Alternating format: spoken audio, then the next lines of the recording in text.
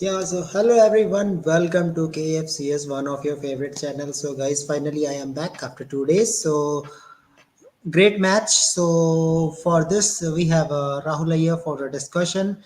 Uh, Rahul, always expect this type of matches. We don't want one sided games. We want that some teams surprise other teams. But, Rahul, I think England is surprising each and every game, and now they are in the stage where they are almost out of the World Cup. Yes, I'm very surprised by the results that England has had, and in fact, it's a result of their lack of preparation, as we have discussed in previous shows in detail. But it's going to be very tough for them. Next matches are against India and Australia. It's going to be very difficult for them. There's also Pakistan to face in their last match. But by the time they get to face Pakistan, the tournament will probably be over for them. That'll probably be a match of no consequence. But now they have to get through India and Australia. They have to win at these games and also then not get upset by Netherlands too, in order to have a chance. So really, let's not even talk about them facing Pakistan. They have to win the next two matches and also not get upset against Netherlands. And even then, they may not be in the hunt when they go into their final game against Pakistan. So there is really no way back in the tournament for England. And in fact, defeating India is most likely not going to happen, according to me, because India has been in very good form. They're yet to lose a match, and against this England team and playing in Lucknow, I really don't see much of a chance for England to win on Sunday. And if they lose on Sunday, I think most likely they'll be out of the tournament This is because, confirmed. On yeah, Sunday, if we lose, confirm we are out. yeah, definitely. You can't get into the semis with four wins and five losses. I don't think Yes. that's possible. But even if they win all their remaining four matches now, they will need a lot of other results to go their way in order to make the semi-final. So it's looking very bleak for them. I think England has to basically even now give up the possibility of being in the semi-final. We have to be a little bit practical here. If you look, they had some easier fixtures in the beginning, and they've dropped points against Afghanistan and Sri Lanka. Uh, there is no way to recover from this. India is on 5 wins and zero losses. Australia began the tournament comfortably, but now, I mean, they began the tournament very badly, but now they're doing very well and they're looking very good. It's not going to be easy for England at all. And they're possibly going to be knocked out in one of the next two matches if they lose to India. Even if they defeat India, they'll probably lose to Australia. I don't see them defeating both India and Australia in this tournament. No chance of it. They're bound to lose one of these two games, so they'll be eliminated from the tournament within the next two games. Yeah, of course. But now let's come to Rahul comes to the Sri Lankan team. Of course, there is some chances for Sri Lankan team.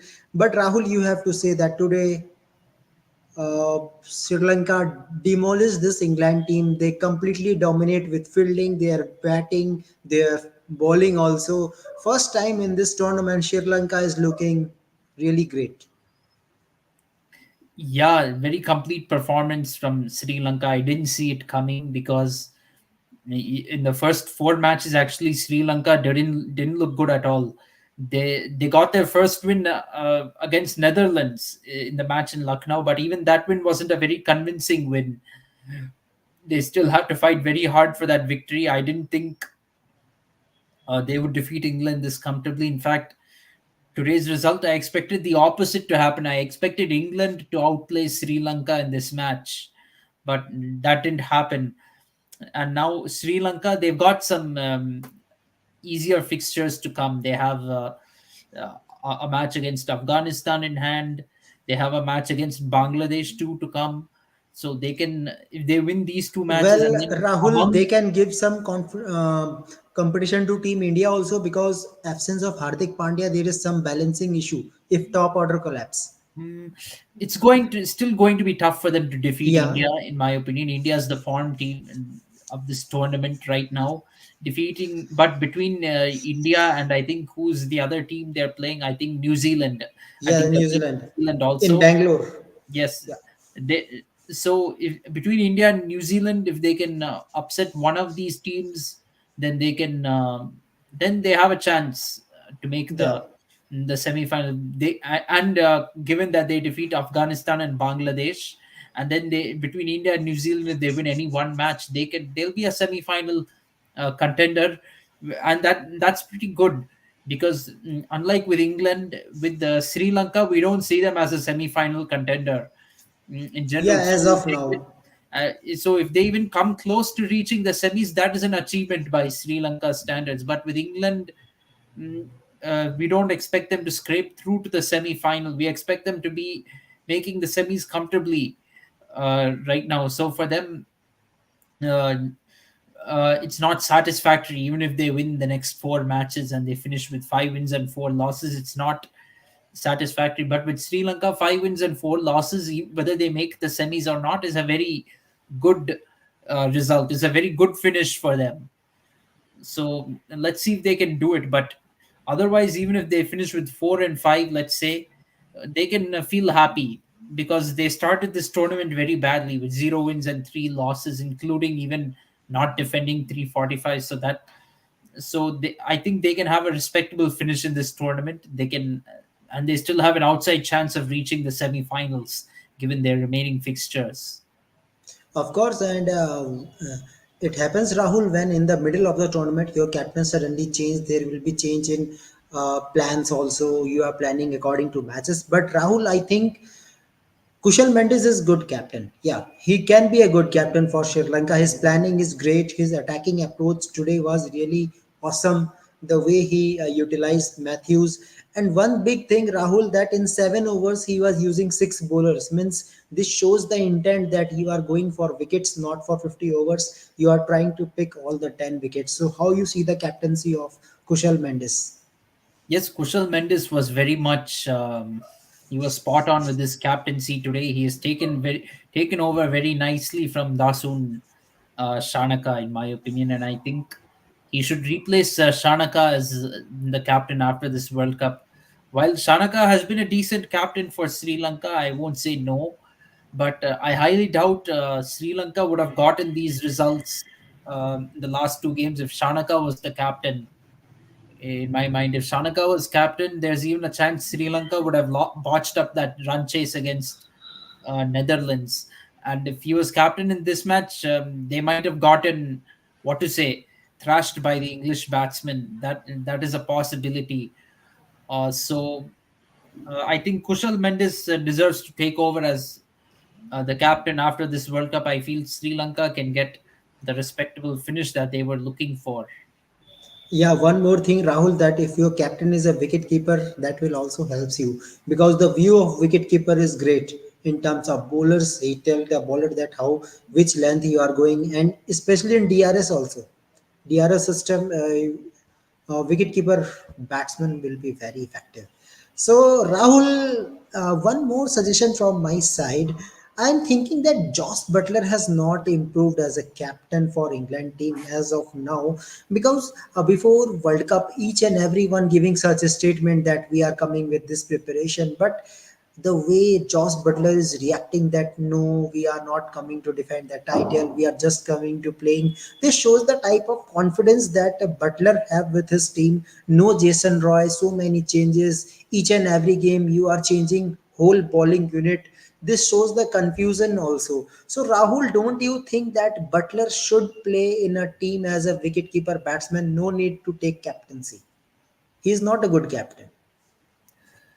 Yeah, Butler is not a great captain, but I don't think there's anyone else really who can lead this team. That is a question mark. Who else will lead in this team is a big question mark for me. Might be because I am thinking that Philip Salt should be in this playing 11 because Philip Salt is the type of batsman who can open, who can play in middle order, and I guess England have to take a call to make someone who can bring you in future. In future, he will be up to 5 or 10 years serving for England. I guess Philip Salt will be your good option, might be, because he's playing all over the world and he will gives you some T20 approach also. He might, but I think Philip Salt is a little bit too inexperienced to lead the England team yet. You can't. He's too inexperienced for me to even be in a World Cup squad, in the ODI World Cup squad right now. I'm I not think saying World Cup squad, but I think he deserves chances, more chances. yeah, he definitely deserves chances in the team. I think, especially in T20 cricket right now, he can. I think he should be the main opener for England.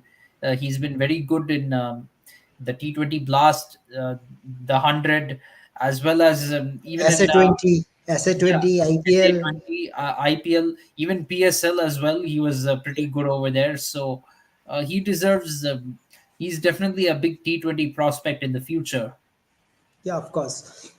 Okay, so Rahul, how you see Angelo Matthews today means it happens when you are playing so many after so many years you are serving for your country. We see Ben Stokes, he was struggling, but his innings was came finally. But Angelo Matthews, first match after so many years, an impactful performance with a fielding, with a bowling. How you see Angelo Matthews today? Yes, Angelo Matthews was really brilliant today with the ball. He really surprised all of us. Nobody expected, saw Angelo Matthews getting selected in the team again, and he's managed to come back and prove himself. Yeah, great means. And I think this was Angelo Matthews' impact. He was supporting Kushal Mendes, giving suggestions and his fielding. I think Joe Root run out was very crucial because Joe Root is type of batsman who can capitalize his innings. I think Ben Stokes was looking a little bit rusty. Ben Stokes was trying to capitalize his innings, but unfortunate there was only Ben Stokes who stay in crease. Other players are just giving away the wickets. Rahul, I don't know what is happening to Liam Livingston. Means he is very talented player. Means in this flat track, I think Bangalore is one of the track where batsman loves to play. Means one side 55 meter, one side 62 meter. Means this is a place where batsmen should enjoy and make maximum number of runs and make records also. Yes, definitely. England really missed out with the bat, and they missed out by a lot. I have to say they were 200 runs short of a par score on Yeah. the Bangalore wicket. 200 runs short, and because Bangalore is a 350 type wicket. But even if you have on the really toughest pitch for batting, 156 is never going to be a competitive score to defend on any type of wicket. Even if you have a really a minefield out there, a rank turner, or maybe a pitch which heavily favors fast bowling more than any other type of bowling. You're never going to see a type of wicket in ODI cricket where 156 is an acceptable score and can be defended. You'll never find that type of a pitch. Yeah, Rahul, but yeah, this win from Sri Lanka, not only the win, it will give some boost in net run rate also. Net run rate decrease for England, but it is increased for Sri Lanka. Rahul, can we say this win has given oxygen to Sri Lankan campaign that yes, they can do it? Yeah, they can definitely be dangerous against any side. Because Before the now they are tournament, looking balanced yes, with the before the inclusion of tournament, Matthews. I thought that they will be a dark horse in this tournament, that they can be unpredictable and they can defeat sides. They had a setback in the first three games, but they have bounced back very well. Now they won two games in a row, so they're not a team to be taken lightly.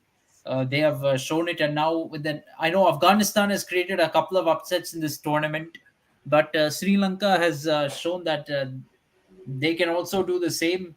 So it'll be an interesting match, Sri Lanka versus Afghanistan. I think a very pivotal match, another really pivotal match in the tournament. Both teams are on two wins and three losses. So if Sri Lanka can defeat Afghanistan, they can really get ahead in the tournament. Perhaps start thinking about their top four prospects, Yeah, okay. Okay, because so now even let's though they have come. tougher matches coming up, one thing is, uh, they will have that psychological edge, of getting points on the board, puts pressure on the other teams to win their games, and that's very important. Yeah, of course. Okay. Okay, so let's come to the another game that we are waiting for, that is South Africa versus Pakistan. Okay, so Rahul Ayer, first question from my side. Do you see Harish Rauf making 100 with a ball again?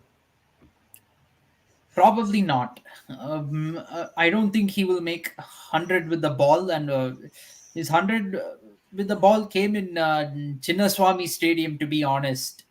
Yeah, So we can't really judge too much by that. In Chinnaswamy Stadium, it can happen.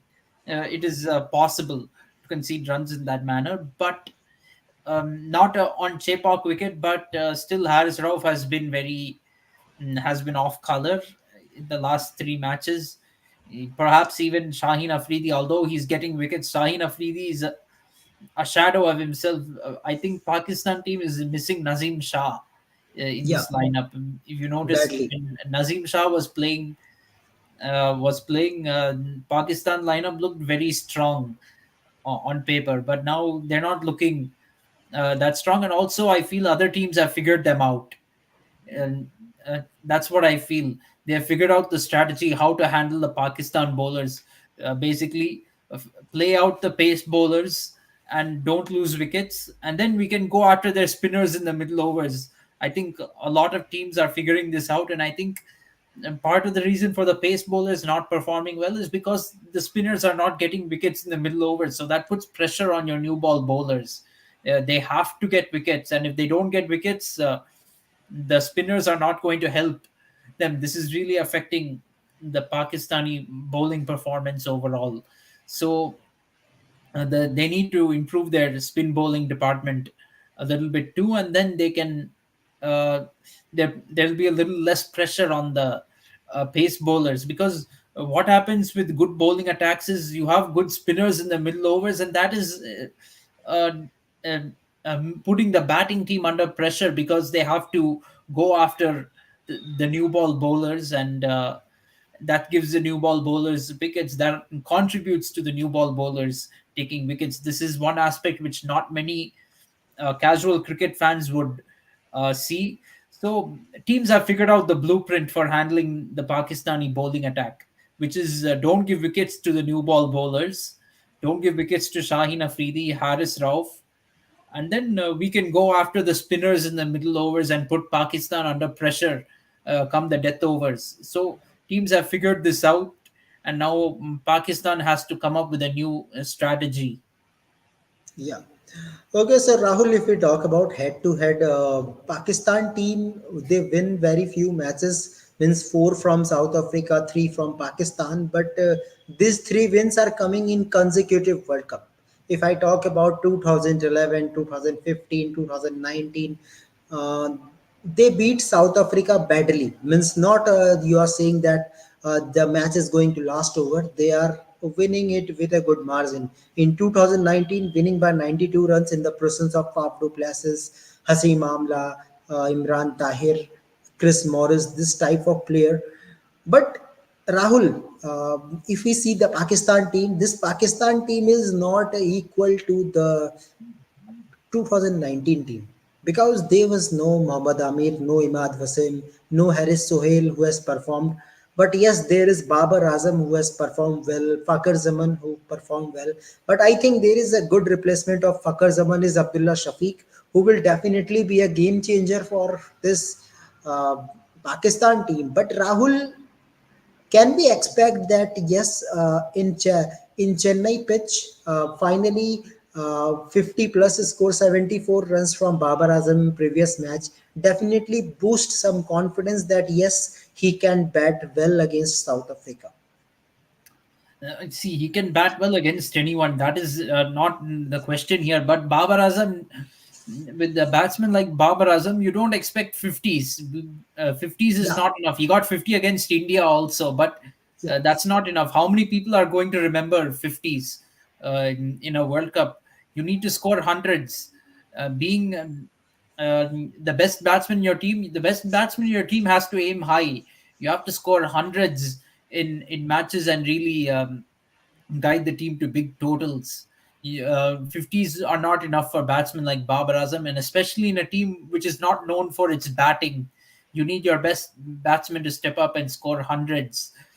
With the We criticize Virat Kohli a lot for not scoring enough hundreds in World Cups. Although, yeah, many of the innings he has played are worth more than centuries, but centuries is what people remember. And frankly speaking, in this team right now, Kohli is under a lot less pressure to score hundreds than maybe 4 or 5 years ago, because there are other batsmen who can play well in the team and they can score runs for you. But coming to Babar Azam's case, he needs to score a century. He needs to score centuries in this World Cup. Just half centuries will are not going to do. It's not That's not going to cut it. Yeah, of course. Okay, so Rahul, what will be the planning tomorrow for Pakistan team?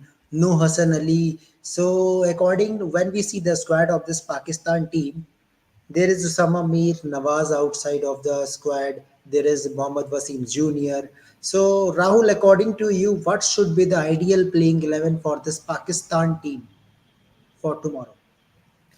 Yeah, so I think I will go with the what to say, Imamul Haq and Abdullah Shafiq opening the batting. I think Abdullah Shafiq Yeah, deserves to he's open the batting. I think he has pretty much cemented his place in this Pakistan team. yes, Then one very down, impressive. Babar Azam. Number four is Mohammad Rizwan. I think that is set, if you ask me.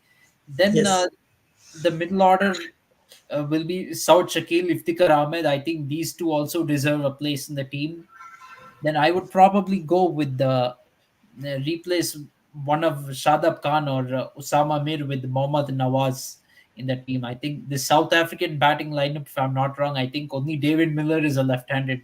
They have David Miller and Quinton de Kock as left-handed batsmen. All the others are right-handers. I think the middle order is full of right-handed batsmen, if I'm not wrong. So Mohammad But Nawaz. you need a wicket. But you need Decock wicket also. We definitely need decock wicket also. For that purpose, you have Shadab Khan or Usama Mir, right arm bowlers. Probably, I would consider dropping Usama Mir, um, to be frank, so that you'll have two off spinners, one right arm like Shadab Khan, right arm off spinner Shadab Khan. He can. You have to depend on him to get Quinton de Kock out, and as well as David Miller, perhaps. And you can bank on Mohammad Nawaz for the other batsmen who are right-handed.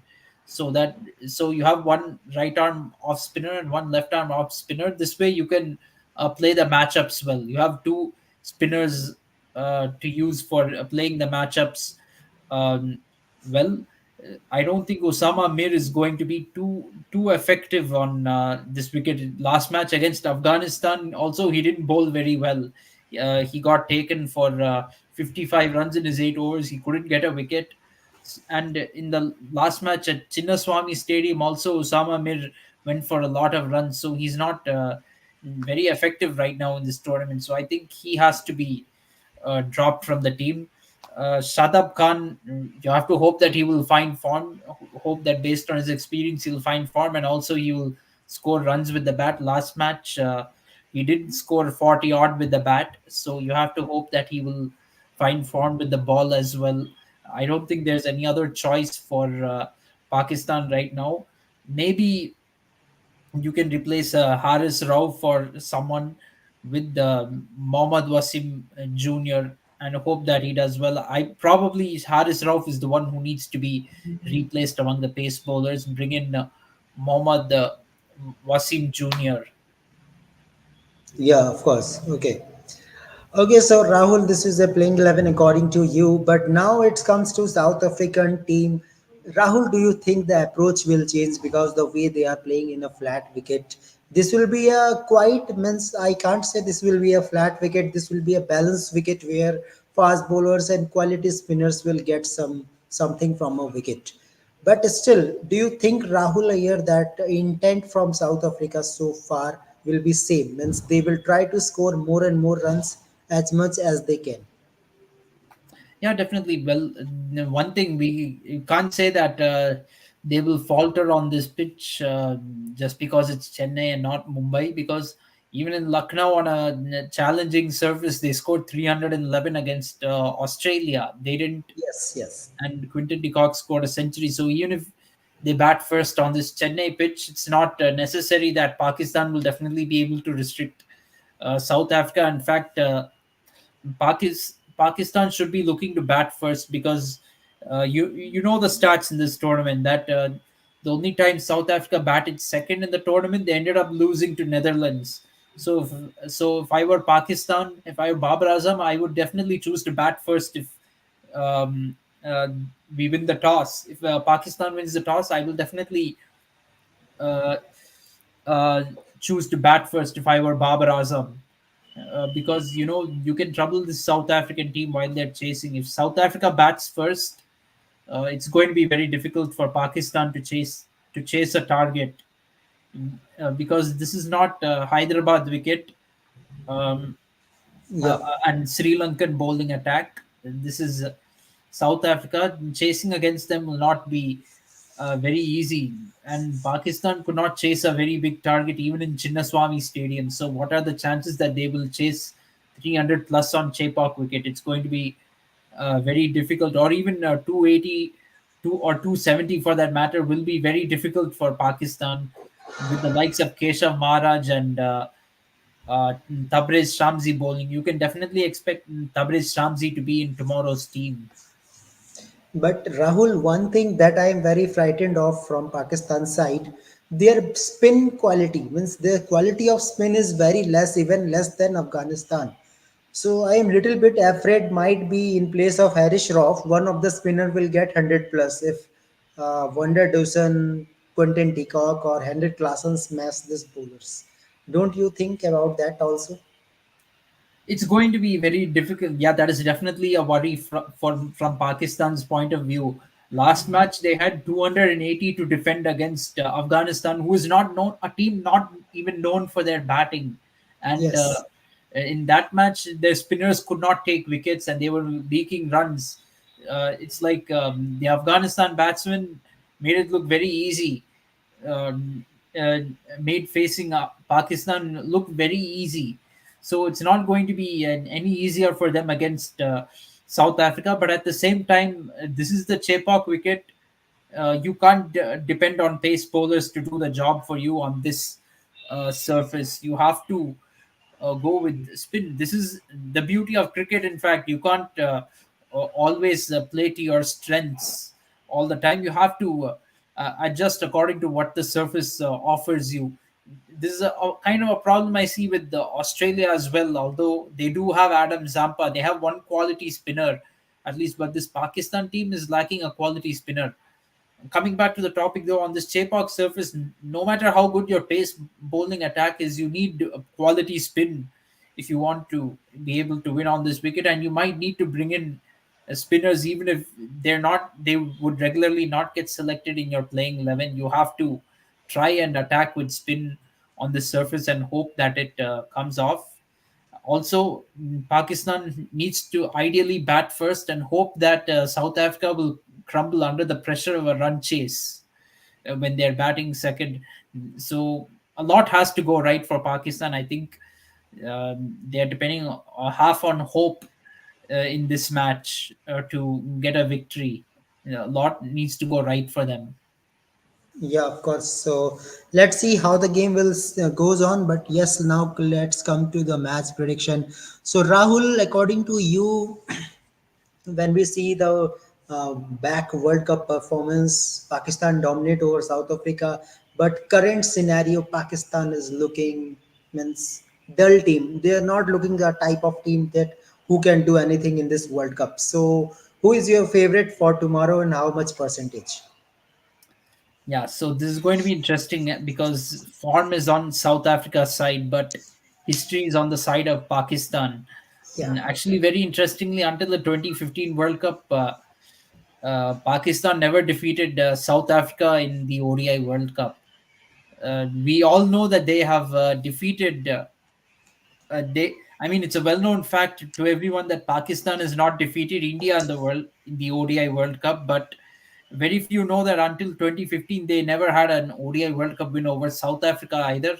But they've won in 2015 and 2019, and if you see many of their comebacks from tough 2011 situations, also. 2011 also. 2011, I don't think they faced South Africa, if I'm not wrong. They didn't. 11, 11, 15, 19. They have three wins back to back.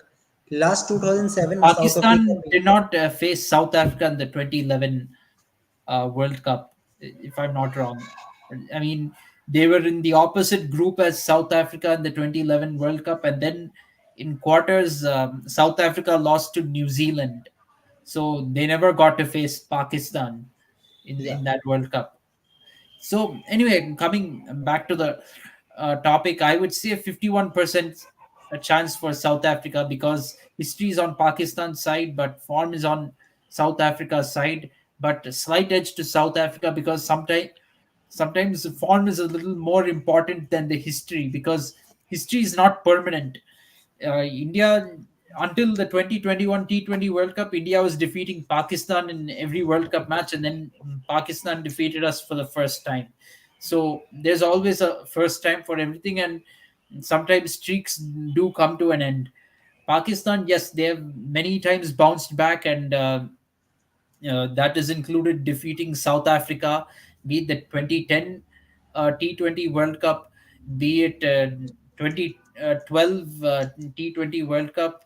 Then I think even 2014, no, not 2014, but 2015 ODI World Cup, 2017 Champions Trophy, 2019 ODI World Cup, 2022 T20 World Cup.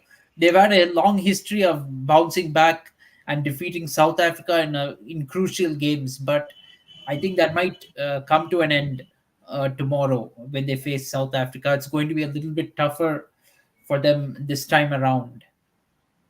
Yeah, let's see. Same from my side also. I'm also hoping that South Africa is going to win it. Well, it is all about pitch. So, Rahul, if we talk about this pitch, there will be so much dew in Chennai. So, again, you want to chase. You want to chase the team who will want a toss will try to bowl first. So, Rahul, suppose Pakistan get to bat. How much score you are thinking that Pakistan should give? This is a safe total for Pakistan considering the bowling of Pakistan. Considering the bowling, I will even say they have to score 300, 320 on this surface to be safe. Because if I know you can't always what to say correlate things, but if Afghanistan could chase 280 on the this Chennai pitch against Pakistan just a few days ago, then South Africa is also capable of doing the same. You need to score 300 or 320 to kind of put them under a little bit of pressure in this run chase. I don't think South Africa is going to feel intimidated by a target of 270 or 280 when even Afghanistan could chase it against them. Yeah, let's see. So hope for another good cracking game. So Rahul, how you feel in this World Cup? Means can we say that this World Cup is really special from others? Means good mouth-watering contest between the teams. Small teams are stepping up against big teams. I mean, I think there's one thing this tournament is missing, and that is like exciting last over finishes. Yeah. In my opinion, I think we need that. The match between South Africa and Netherlands went to the last over, but that doesn't really count in my books because South Africa was out of the match by the time it was in the last over, so that doesn't count at all to me. Last over finish means that the match should be in the balance somewhat going into the final over of the game, and both teams should have a chance of still winning the match. We haven't Let's hope experienced India that. versus England. Let's hope in India versus England. No, no, no. I don't think that's going to be a close match at all. But we need some a last over finish somewhere. I'm being a little biased here, but hopefully a non-India match. Hopefully all India's matches India will win easily.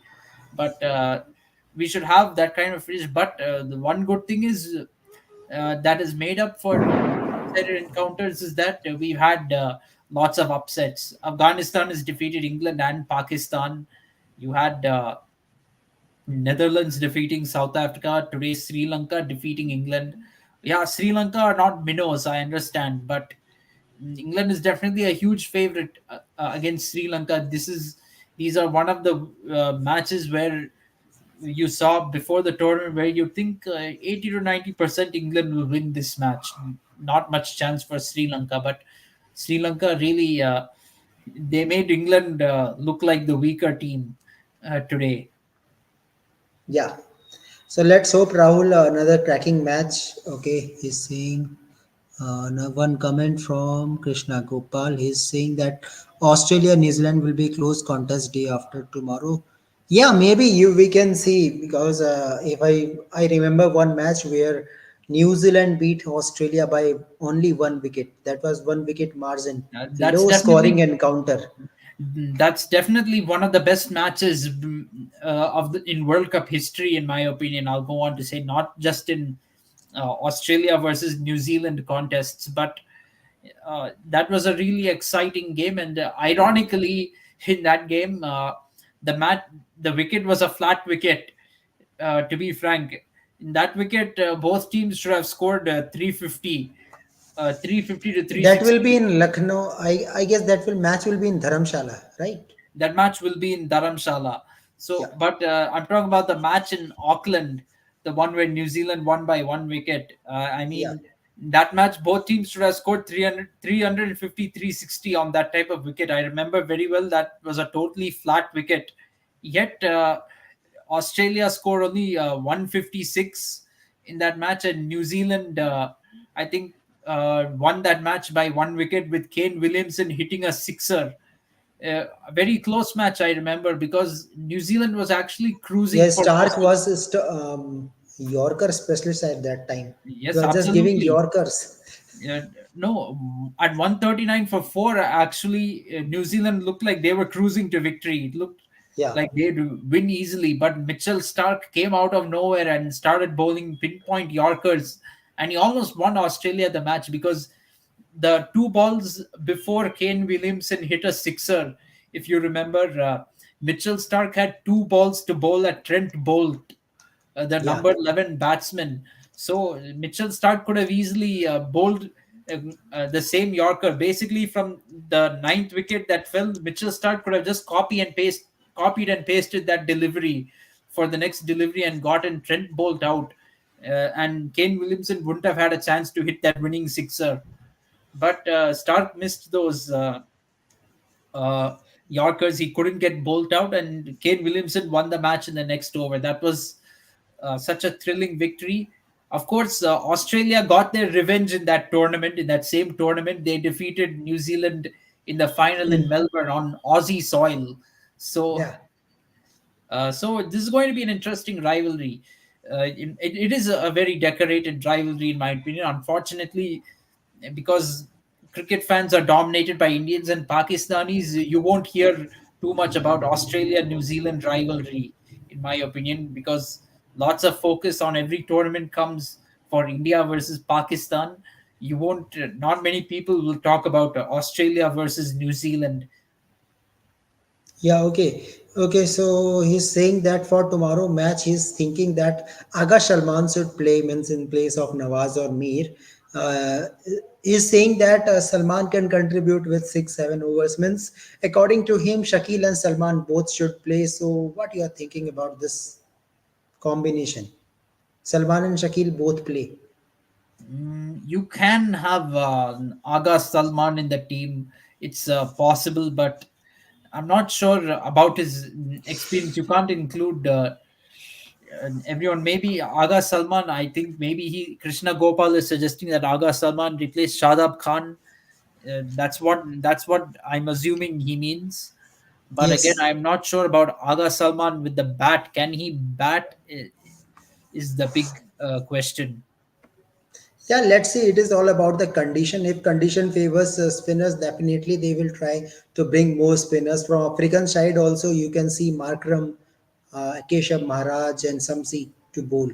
So let's see. Let's hope for a good game. So thank you very much, Rahul, for your time. It Thank is you. always a pleasure to discuss each and every event of the World Cup. So far, more than 50% World Cup has been passed, but yet to say who is the finally number three and number four position. Actually, battle is between number three and four as of now. I think top two is almost confirmed. That will be India and South Africa. I guess most probably.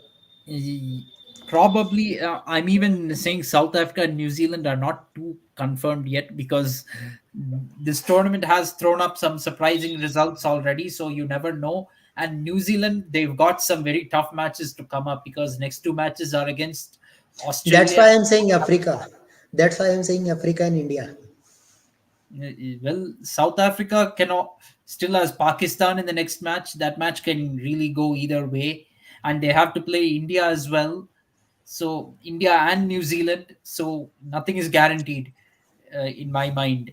And even oh yeah, they played Bangladesh. Even Afghanistan can create an upset against South Africa. You never know. That's the final match though. But Afghanistan, if South Africa loses a few matches from here and then they play, then when they play Afghanistan, they'll be kind of in a tough position.